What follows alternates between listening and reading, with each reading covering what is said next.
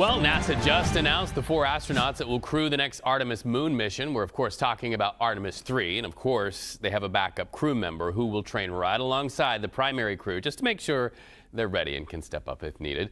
Let's bring in Derrick Pitts for more. He's the chief astronomer at the Franklin Institute. Derrick, nice to have you with us on CBS News 24/7. What can you tell us about this new crew compared to the Artemis II?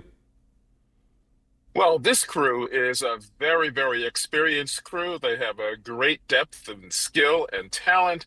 And it seems to me like NASA really knew what they were doing when they were identifying who would be correct for a mission that is essentially going to be another test flight mission where they're actually going to take some time to test out the future landing craft for the moon. So good choice for all four of these astronauts. So the last time was sort of a slingshot around the moon. So now you're saying they're going to start really zeroing in on a potential landing site? Well, what's going to happen on Artemis 3 is this is going to be a low Earth orbit mission in which they're just orbiting Earth. But what they're going to do in this 2-week mission is they're going to test 2 different possible landing craft for the moon. For one, they're going to have that one for several days. The other one, they'll have just 1 day. But in both instances, they're going to test how Orion docks with either one of them, or with both of them, I should say.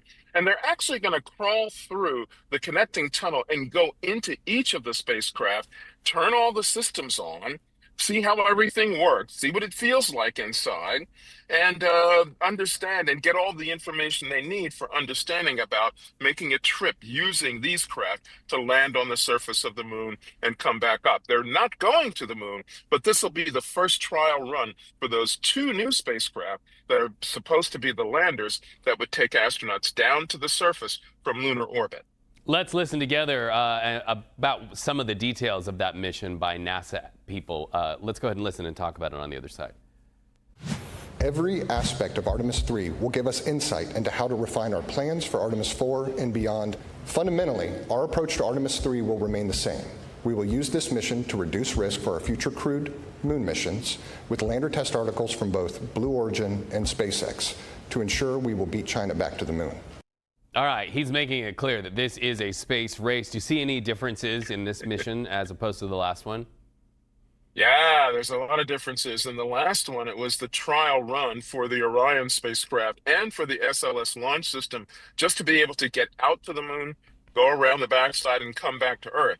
So they've been able to essentially trash out, if you will, the Orion spacecraft, just like you do with a new car to figure out what its limitations are. And now the next thing they're going to do is the next sequence of tests that have to be done when you're going to put together Orion with one of the landing craft to see which one might potentially work best for landing on the surface. And if they can get this done in the right sequence, then they will reach that goal, that objective that they want to be able to reach. And that is getting back to the moon, not only getting back to the moon, but trying to get there before China does. All right. And maybe with some Italian food on board. We understand one of the astronauts is an Italian. Better food maybe this time around as well. Derrick, it's lovely to talk to you. Welcome back anytime to CBS News 24/7. Thank you, Reed. All right, NASA plans to announce specifics about that mission design and the crew closer to the launch in 2027.